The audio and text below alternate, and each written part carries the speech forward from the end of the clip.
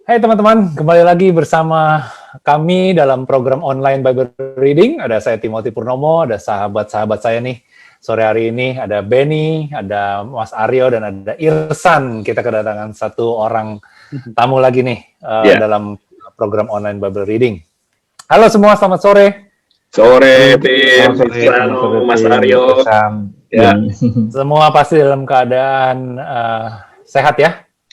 Amin. Nah, seperti biasa kami ingin menyapa semua teman-teman di luar sana yang sedang menyaksikan maupun mendengar, pasti dalam keadaan sehat, dalam keadaan aman, tetap kreatif dan selalu juga produktif ya, tetap bergerak seperti yang kita selalu bicarakan ya di awal ya. Ya. Oke. Tanpa panjang lebar nih, kita mau ngobrol-ngobrol dulu sebentar sebelum kita masuk ke Kisah Para Rasul 21 ya. Ben, kira-kira di account apa maksudnya sih lagi membahas apa nih, Ben? Yang terakhir lu baca apa, Tim? Yang terakhir gue baca tuh cukup kontroversial sih sebenarnya yang sedang terjadi di dunia ini ya. Yaitu tentang pengesahan hal-hal yang sebenarnya nggak boleh gitu ya. Jadi sepertinya dunia sekarang sudah mulai mengkompromikan ya hal-hal yang sebenarnya di firman Tuhan itu tidak boleh gitu loh. Terus Ben, mungkin kalau gue mungkin nggak mau terlalu detail soal itu, tapi ya itu yang terakhir gue baca, Ben. Ya, jadi ya memang kan kita dikasih tahu ya untuk berjaga-jagalah dan berdoa gitu. Kita udah pernah bahas ini panjang lebar juga gitu. Maksudnya apa? Berjaga-jaga supaya kita waspada gitu. Kita kalau waspada, kita ngelihat ke dalam, kita ngelihat keluar juga gitu loh. Waspada terhadap diri kita sendiri ke dalam nih, kita udah benar belum nih? Kita udah berkenan belum nih? Apa yang kita lakukan nih udah sesuai dengan firman Tuhan belum gitu. Nah, kalau waspada keluar ya kita lihat apa yang sedang terjadi, karena kan Tuhan juga pengen kita anak-anak Tuhan tuh pada tahu kalau waktunya ini sudah di mana timelinenya, ya. Yang jelas waktunya sudah dekat gitu loh. Makanya banyak gitu poin-poin yang ditulis di Alkitab. Nah, pada saat kita baca itu ya kita mulai bisa melihat salah satunya yang tadi yang lu bilang itu, Tim, kalau bahwa mensupport misalkan ya kan yang sesama jenis gitu, atau aborsi ini malah banyak yang mensupport sekarang, bahkan dari teman-teman kita juga gitu. Nah, pada saat ini terjadi bukan untuk kita mulai untuk mencela atau apa segala macam. Karena pada saat kita mulai ikut mencela, ya kita juga masuk seperti yang ditulis di dalam Alkitab gitu loh. Karena akan datang banyak pengejek. Kita juga nggak mau jadi pengejek itu gitu loh. Tapi Tuhan mau supaya kita melihat nih, oh ini kita udah di timeline ini loh. Karena ini memang yang sedang terjadi nih sekarang ini. Ya, jadi lebih ke situ, Tim. Ya. Nah, mungkin ya supaya Irsan juga ada gambaran. Jadi kita nih sedang memasuki timeline-nya Tuhan, San. Kita memang melakukan online Bible Reading ini pada saat PSBB. Sejak PSBB yang pertama ya, di bulan Maret kalau nggak salah. Jadi gue sama Benny berinisiatif, yuk kita online Bible Reading. Pertama yang kita baca memang dari kitab Wahyu gitu loh.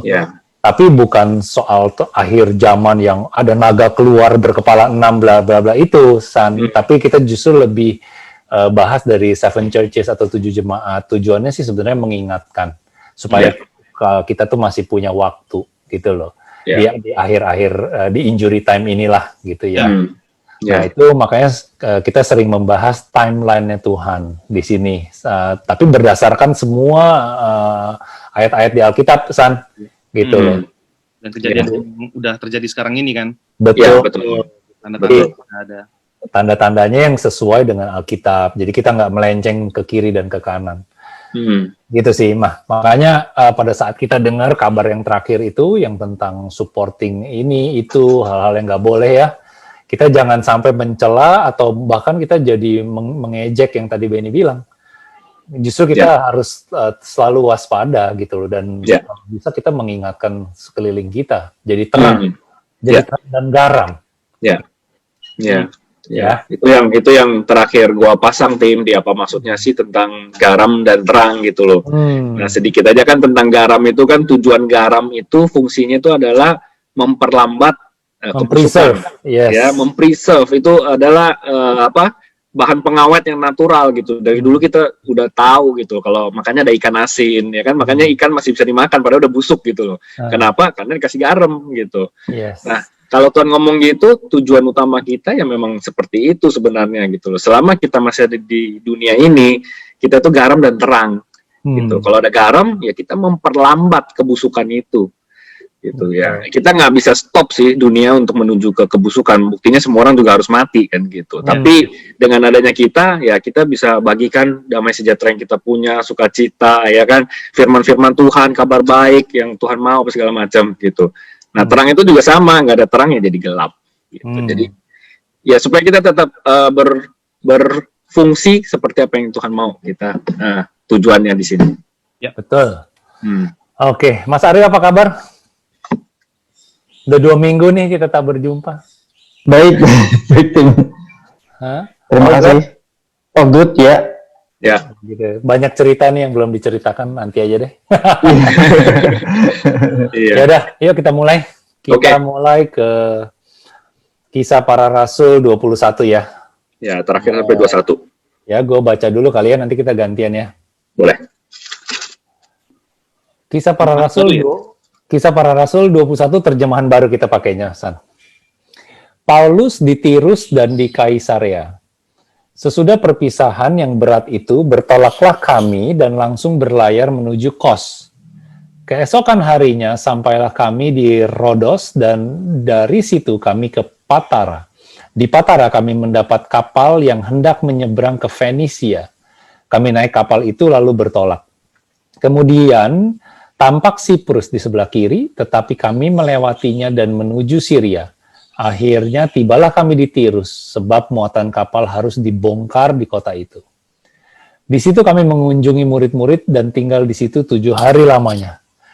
Oleh bisikan roh, murid-murid itu menasehati Paulus, supaya ia jangan pergi ke Yerusalem.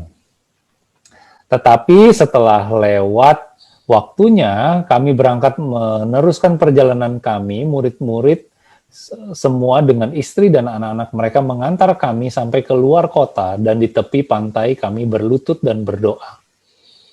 Sesudah kami minta diri, kami naik ke kapal dan mereka pulang ke rumah. Dari Tirus kami tiba di Ptolemais dan di situ berakhirlah pelayaran kami. Kami memberi salam kepada saudara-saudara yang tinggal 1 hari di antara mereka. Pada keesokan harinya kami berangkat dari situ dan tiba di Kaisarea. Kami masuk ke rumah Filipus, pemberita Injil itu, yaitu satu dari ke-7 orang yang dipilih di Yerusalem dan tinggal di rumahnya. Filipus mempunyai 4 anak darah yang beroleh karunia untuk bernubuat. Setelah beberapa hari kami tinggal di situ, datanglah dari Yudea seorang nabi bernama Agabus. Ia datang pada kami, lalu mengambil ikat pinggang Paulus sambil mengikat kaki dan tangannya sendiri. Ia berkata, demikianlah kata Roh Kudus, beginilah orang yang mempunyai ikat pinggang ini akan diikat oleh orang-orang Yahudi di Yerusalem dan diserahkan ke dalam tangan bangsa-bangsa lain. Mendengar itu, kami bersama-sama dengan murid-murid di tempat itu meminta supaya Paulus jangan pergi ke Yerusalem. Tetapi Paulus menjawab, mengapa kamu menangis? Dan dengan jalan demikian mau menghancurkan hatiku? Sebab aku ini rela bukan saja untuk diikat, tapi juga untuk mati di Yerusalem oleh karena nama Yesus. Karena ia tidak mau menerima nasihat kami menyerah dan berkata, jadilah kehendak Tuhan. Ya. Oke, itu perikop tentang Paulus di Tirus dan di Kaisarea. Tapi itu tadi belum sampai Kaisarea. Udah sampai Kaisarea tadi? Udah. Nah, itu sampai di Kaisarea. Nah, dengan kita baca satu perikop ini, yang kita rasakan itu yang menjadi highlight tuh apa? Buat Mas Aryo, Yosano, tim gitu. Karena biasa kita baca kan nggak semuanya itu kayak nyala gitu loh. Tahu-tahu tapi yang ini menarik nih. Ini maksudnya apa nih gitu? Iya. Apa tuh? Coba. Ada yang ini nggak? Ada yang menarik nggak? Menariknya sih saat dia udah istilahnya ditunjukkan bagaimana dia akan nanti dilakukan. Tetap ada tujuan utamanya. Tuhan udah suruh dia untuk ke sana, apapun yang terjadi. Mungkin kalau kita sebagai manusia pada umumnya, ya kita pas ditunjukkan seperti kita akan dibakar atau di mana segala macam, kita langsung takut atau gimana gitu. Ya di sini Paulus menunjukkan dia tetap pada perintahnya Tuhan, maksudnya yang sudah diberikan kepada dia gitu. Ya. Untuk taat. Ya, untuk taat ya. Ya. Oke, itu kita highlight dulu. Mas Aryo, ada Mas Aryo?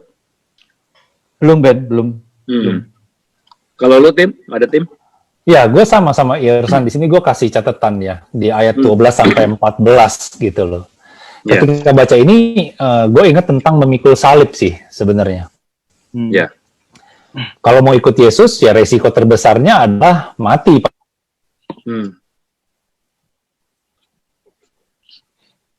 Tim? Money gitu loh. Tim, sorry, tadi putus suara lu. Coba Halo? sekali lagi. Suara lu putus tadi. Udah bisa? Ya, coba lagi. Oh, ya. Oke. Ya. Iya, gue highlight. Keputus lagi. Putus-putus ya dia. Kita semua lancar kan? Mas Aryo, dengar ya? Lancar. Iya. Halo? Tim? Yes. Halo? Ya, udah bisa dengar? Bisa. Oke. Jadi gue highlight sama di ayat 12 dan 14 ya.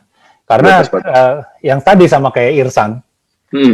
Karena gue waktu baca ayat ini, gue nginget tentang memikul salib Yesus, gitu loh. Ya. Untuk menjadi pengikut Yesus tuh, memang konsekuensi terbesar adalah mati sebenarnya. Itu waktu zaman Paulus, waktu zaman para rasul. Tapi kalau zaman sekarang, bukan hanya jasmani yang bisa mati, tapi yang lebih parah adalah karakter yang dimatiin. Ya. Kenapa? Karena kadang kita dikucilkan. Kalau kita mau berbuat sesuatu berdasarkan kebenaran, kita kadang-kadang suka digodain, diejek, bahkan dikucilkan. Ya mungkin kalau kita ngerti ya pada saat kita diajak teman pergi clubbing gitu misalkan, lalu kita nolak, ya kan? Lalu pada saat kita diajak entertain gitu ya, lalu kita nolak gitu loh. Orang-orang kadang-kadang justru mengucilkan kita dan mengejek, lu sok suci, lu kok nggak bisa nikmatin hidup, toh tetap lu nggak meninggalkan Tuhan kok dengan melakukan hal ini, gitu kan? Nah, jadi menurut gue sih itu lebih dibunuh secara karakter sih, dan kita mesti ingat bahwa kata-kata yang paling penting adalah kata-kata yang berasal dari Tuhan, bukan dari manusia gitu loh. I've been there pada saat gue diajak untuk pergi ke satu tempat yang nggak baik gitu, dan gue dan selama bertahun-tahun gue jadi bahan omongan mereka gitu loh, orang-orang ini. Jadi ya I don't mind gitu loh, karena gue lebih suka gue balik ke kamar hotel, gue istirahat, atau gue yang jelas gue bisa praise and worship, gue bisa baca Alkitab, gue bisa nonton YouTube, apapun itu. Itu dari gue.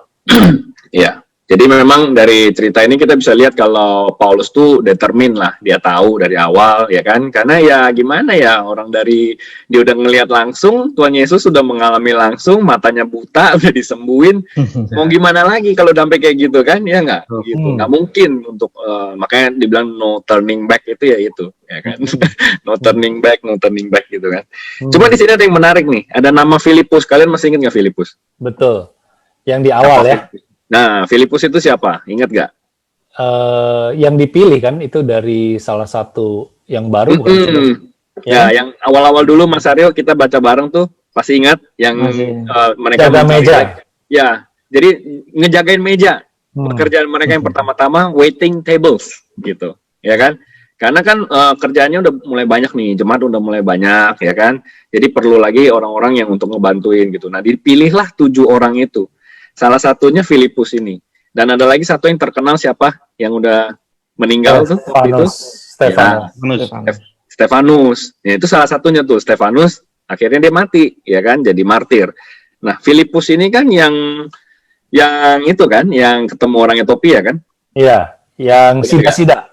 Ya, ketemu sida-sida. Yang mengalami mini rapture. Iya. Ya kan, yang dia bisa pindah tempat, tahu-tahu abis baptis orang Ethiopia itu dia udah di tempat lain. Berarti kan sampai Paulus ketemu dengan Filipus lagi ini udah jauh, jeda waktu yang cukup lama. gitu. Nah kalau kita cari gitu di Google apa segala macam, udah 20 tahunan Tim, karena dia juga udah punya 4 anak. Anak Gitu. darah lagi. Ya, jadi perlu kita ya at least 20 years karena anaknya juga udah 4 anak darah gitu, at least. Gitu. Jadi makanya kita kalau masuk lagi kita baca, kadang kita baca Alkitab tuh kayak cepet aja gitu. Tes. Padahal untuk si Lukas nyatet ini butuh waktu 20 tahun untuk keluar lagi kalimat berikutnya. Kalau kita mau benar-benar masuk ya ke dalam cerita itu ya gitu. Karena kalau kita pas baca sekarang, makanya justru Alkitab udah jadi satu begini, kita malah nggak benar-benar menghargai karena kita pikir ya udah ini kan cuma satu kompilasi aja gitu. Nah di zaman dulu itu scroll yang terpisah-pisah gitu loh. Yes. Justru gue melihat ironisnya itu adalah pada saat dengan sangat mudah kita malah nggak kasih harga yang tinggi gitu loh. Padahal kalau susah didapatkan itu malah dulu kan orang kayak waduh ini valuable banget gitu ya kan, priceless gitu. Sekarang udah dengan gampang orang malah nggak baca gitu. Gitu. Nah Filipus ini dia tadinya adalah dari kelompok 7 orang termasuk Stefanus yang dibunuh. Pada saat Stefanus dibunuh itu ada Paulus kan di situ. Kan ya Paulus yang iakan secara Iya, jadi kalau kita ngerti konteksnya sampai hari ini malah Paulus tinggal di rumah Filipus. Lihat nggak tuh betapa luar biasanya. Dari situ aja udah pelajaran banyak banget kalau kita mau bedah nih. Satu, dari kita nggak bisa ngelihat orang hari ini dia jahat banget sih, nggak mungkin lah dia akan berubah lah. Buktinya hari ini Paulus jadi begini, gitu. 2, kebesaran hati seorang Filipus. Iya.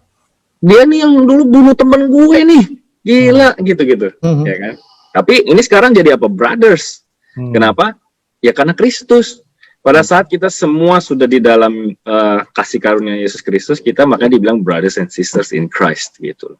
Udah nggak ada lagi tuh yang namanya lu ras apa sih, lu dari etnis apa sih, mau apa, semua itu udah nggak efek gitu. Jadi makanya kita yang percaya Tuhan Yesus Kristus nggak bisa digoyangkan hanya dengan isu-isu seperti itu.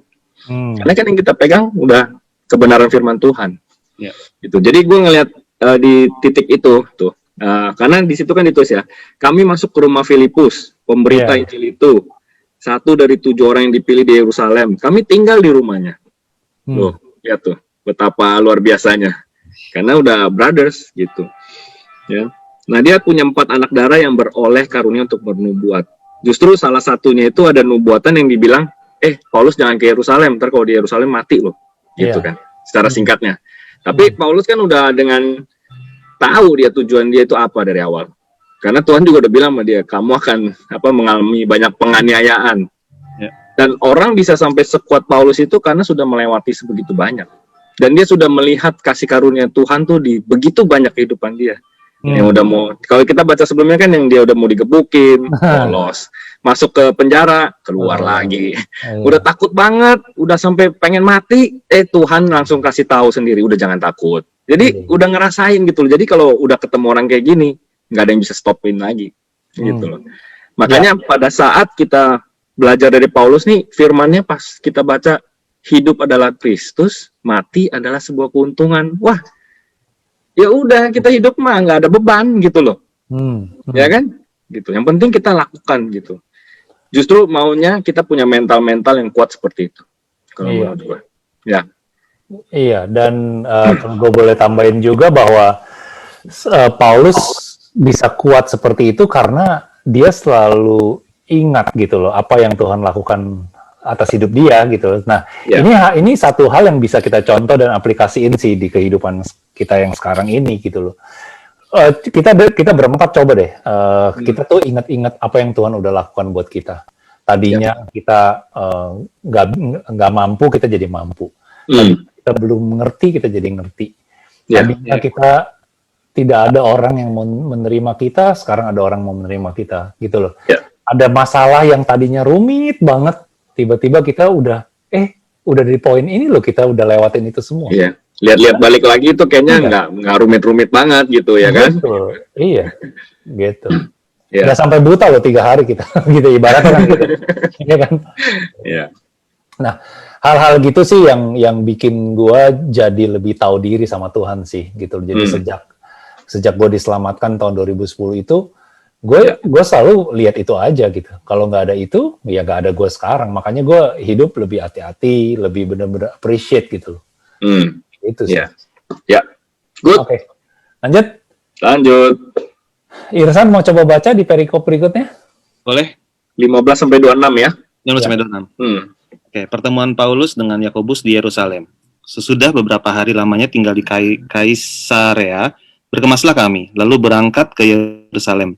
Bersama-sama dengan kami turut juga beberapa murid dari Kaisarea. Mereka membawa kami ke rumah seorang yang bernama Manason.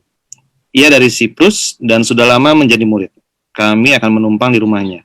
Ketika kami tiba di Yerusalem, semua saudara menyambut kami dengan suka hati. Pada keesokan harinya pergilah Paulus bersama-sama dengan kami mengunjungi Yakobus. Semua penatua telah hadir di situ.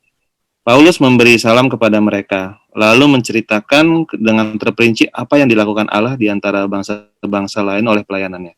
Mendengar itu, mereka memuliakan Allah.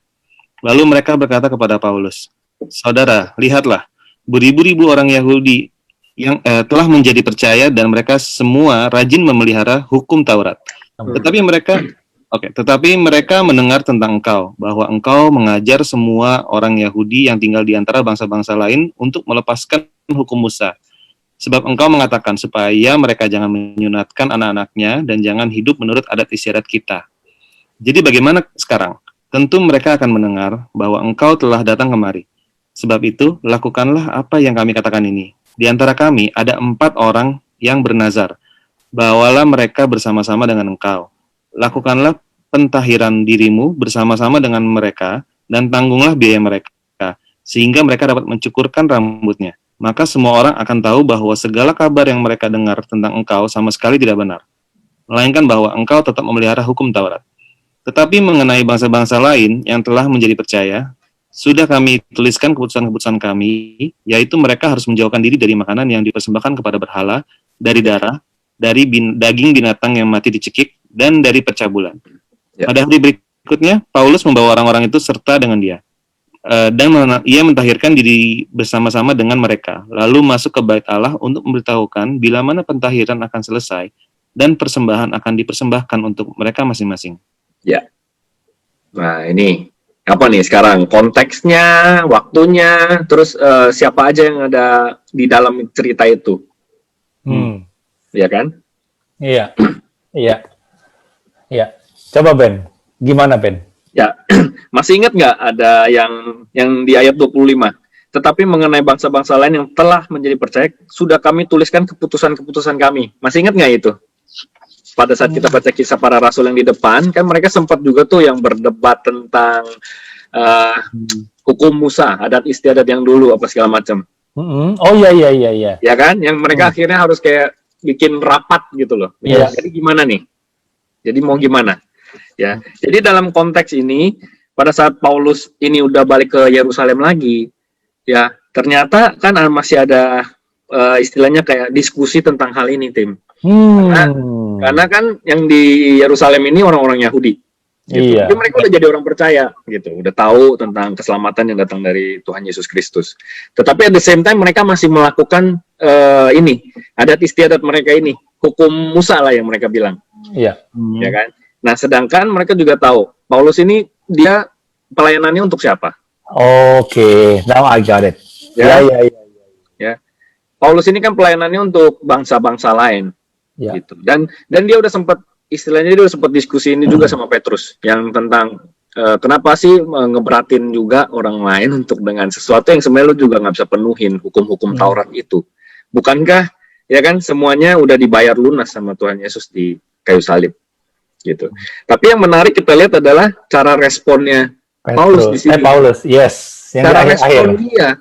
Makanya kita pernah bahas ini di beberapa sesi yang lalu yang tentang itu loh, Tim, yang lu tanya gue boleh apa enggaknya. Apa sih ininya, parameternya yang kita pakai, berguna atau membangun nggak? Gitu. Ada gunanya nggak? Membangun iman orang nggak? Membangun orang lain nggak? Kalau itu ada, nggak apa-apa dilakuin. Selama itu kan nggak sampai melenceng dari kebenaran firman Tuhan, Tim, gitu loh. Oke. Apa yang lo dapet nih dari cerita ini jadi? Ya kita lihat aja bahwa Paulus kan disuruh mentahirkan dan lain-lain dan sebenarnya dia nggak perlu lakukan itu gitu, tapi karena justru dia mau memperlihatkan bahwa gua kasih lihat lu caranya supaya lu tahu gitu loh bahwa dia mencontohkan gitu loh bahwa dia not against that gitu loh, tapi nanti kan di akhirnya kan dia bilang kan. Ya. Gitu. Jadi dia not against that. Mentahirkan itu kan kalau kita tahu dicukur, botak, apa segala macam gitu kan. Nah, dia bilang kan di situ kan udah ada 4 orang tuh yang kayak gitu. Terus kan dia bilang nih, kita baca nih, mana tadi ayatnya tuh. Nih, 26. Pada hari berikutnya Paulus membawa orang-orang itu serta dengan dia. Ia mentahirkan diri bersama-sama dengan mereka. Jadi dia lakuin. Iya. Dia lakuin aja. It's okay. This is not a big thing. Jadi kita tuh jangan terjebak sama pertanyaan-pertanyaan orang yang belum mengerti dengan, jadi boleh nggak sih kayak gini? Jadi nggak boleh ya kayak gini. Jangan terjebak kayak gitu. Ya kan? Justru kita harus balik lagi ke firman Tuhan di mana ditulis, selama itu berguna dan membangun, it's okay you do it. Tapi kalau nggak ada gunanya, nggak membangun apa-apa, ya jangan dilakukan. Gitu. Nah ini kan cuma sekedar mentahirkan, ya istilahnya dia cukur-cukur doang gitu loh. Ya kan? Tapi ada satu hal yang disuruh, kan kita tahu kalau dulu ada sin offering team. Kalau berdosa mesti bawa apa, ya kan, korban apa. Nah itu kan nggak dilakuin tuh. Kalau sampai diminta untuk lakukan itu, gue yakin Paulus nggak akan lakukan itu. Karena dia tahu kebenarannya itu semua udah dibayar sama Tuhan Yesus di kayu salib. Gitu. Kalau cuma sekedar disuruh cukur-cukur doang, ya udahlah. Gitu. Ya kan? Karena itu bermanfaat untuk istilahnya menyamakan persepsi nih sama yang masih yang orang Yahudi yang lama dengan bangsa lain yang dia sudah sedang layani gitu. Mas Aryo ada yang mau ditambahin? Kalau saya sih menyoroti satu tadi itu ya tentang lifestyle ya, di mana kembali ditegaskan Paulus kembali menegaskan bahwa kamu harus bersikap begini, ini loh lifestyle yang berkenan dari perspektif Tuhan itu seperti ini. Berarti apa? Berarti tidaklah mudah untuk terus menjadi konsisten. Yeah. Orang atau satu community perlu di-refresh atau di-remind terus ya. Remind terus gitu. Yeah. Ini sebetulnya simulasi kecil dari kehidupan kita juga ya. Iya. Ya, recent days begitu. Kita perlu untuk refreshing to each other gitu. Jangan lupa loh. Dan so on. Benar. Karena pada saat mereka berkumpul lagi, ya, berarti mereka ngobrolin lagi, ya. Terus saling mengingatkan lagi, saling menguatkan lagi, recalibrate lagi, itu semua terjadi gitu pada saat ya berkumpul lagi seperti ini. Ya sama yang pengen kita lakukan sekarang ini. Kalau kita udah jalan masing-masing ya kita udah lupa lagi. Pas udah kumpul kita ingat lagi, kayaknya jangan kayak gitu deh. Gitu. Ya kan? Yes. Ya. Good point. Kalau yang tentang berguna, menguatkan dan berguna itu lu punya contoh nggak kira-kira gimana, punya gambaran nggak itu kayak apa sih kira-kira di kehidupan kita yang sekarang, San? Kalau belum kepikiran, Tim. Gitu ya. Nah ini salah satu contohnya adalah tradisi di orang Chinese ya. Orang Tionghoa. Maksudnya itu oke. Ya itu tuh salah satu gitu. Kalau itu selama kita nggak harus menyembah gitu ya, untuk menghormati orang yang misalnya lagi duka ya. Lagi kedukaan gitu ya, kita untuk datang, kita untuk ada di situ sih sebenarnya nggak ada masalah. Mungkin lebih spesifik pada saat ada jenazah lewat gitu kan rata-rata kalau yang belum Kristen mereka harus sujud di lantai kan, ya kan? Kayak kalau kita mungkin nggak perlu begitu, kita cukup duduk atau kita berdiri di belakang gitu loh. Yang penting kita menghormati mereka, tapi tanpa kita harus berkompromi gitu loh. Nih, ada satu hal yang gue sangat appreciate dari sportsman di Amerika khususnya ya tentang Black Lives Matter ya. Jadi masih banyak loh sportsman itu yang di awal pertandingan mereka nggak mau yang namanya kneeling, bow down, gitu demi yang namanya Black Lives Matter gitu loh. Mereka walaupun mereka juga orang hitam ya, berkulit hitam gitu loh. Ya. Itu gue sangat respect gitu loh, karena mereka ditanya gitu, kenapa lo nggak mau? Dia bilang gue hanya bow down sama Tuhan, dia bilang sama Yesus. Dia bilang. Wow, which is lu kayak against the nation gitu kan? Lu bayangin ada di satu tim semua teammates lu begitu, tapi lu nggak. Lu mempertaruhkan lu punya reputasi ya kan, relationship, but that's it. Fans juga mungkin. Kenapa? Fansnya. Jadi dari situ kan kita juga tahu lah prioritasnya apa gitu kan. Gitu. Itu penting. Gitu. Ya. Nice. Apalagi? Lanjut ya. Lanjut. Oke. Lanjut. Gue baca deh. Paulus ditangkap nih. Ya. Waduh. Oke.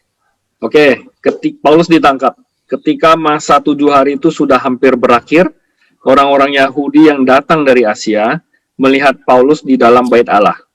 Lalu mereka menghasut rakyat dan menangkap dia.